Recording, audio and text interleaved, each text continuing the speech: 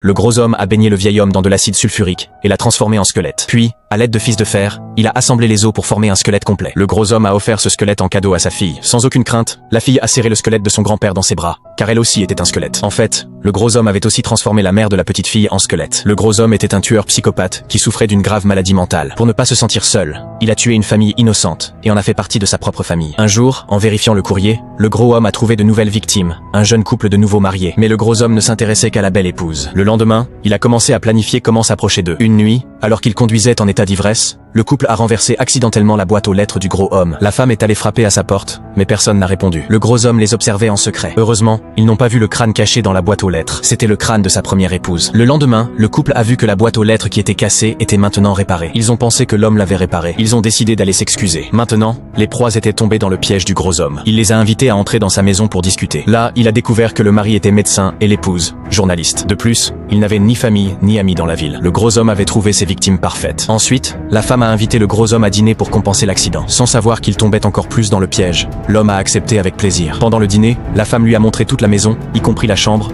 donnant à l'homme une vue complète de l'endroit pour mieux planifier son attaque. Au cours de la conversation, la femme a raconté une histoire triste. Leur fille était morte d'un cancer, et ils avaient déménagé pour commencer une nouvelle vie. En les voyant si tristes, le gros homme a inventé une excuse et est parti. Mais de l'extérieur, il les observait en train de se disputer à propos de la mort de leur fille, ce qui lui procura beaucoup de joie. Cependant, l'épouse squelette du gros homme était furieuse. Elle sentait que cette femme représentait une menace pour sa famille. Le gros homme avait complètement perdu la raison. Il voyait sa défunte épouse comme si elle était vivante, et parlait aussi avec sa fille morte. Et elle disait qu'elle voulait une sœur. Il était totalement perdu dans son monde imaginaire. Le lendemain, le gros homme est allé à une école et a trouvé une petite fille qu'il pensait pouvoir être la nouvelle sœur. Alors qu'il la suivait, la voiture du gros homme a eu un accident. Heureusement, la petite fille a survécu. L'homme s'est retrouvé à l'hôpital, où son voisin, le médecin, s'est occupé de lui. Là, il a appris que le couple se disputait tous les jours dernièrement. Quelques jours plus tard, le médecin a disparu. En voyant des voitures de police dehors, le gros homme est allé rendre visite à la femme. Très triste, elle a raconté qu'elle pensait que son mari l'avait abandonnée. Le gros homme avait déjà pris une décision. Quand il est rentré chez lui, il s'est disputé avec le squelette de son épouse et l'a brisé de rage. Le lendemain, il a trompé la femme pour qu'elle vienne chez lui, en disant qu'il voulait la présenter à sa famille. Mais quand elle est entrée et a vu la scène terrifiante, elle a été choquée. Avant qu'elle puisse réagir, le gros homme a commencé à l'étrangler avec une corde. La femme lui a donné un coup de coude dans l'estomac et a tenté de courir,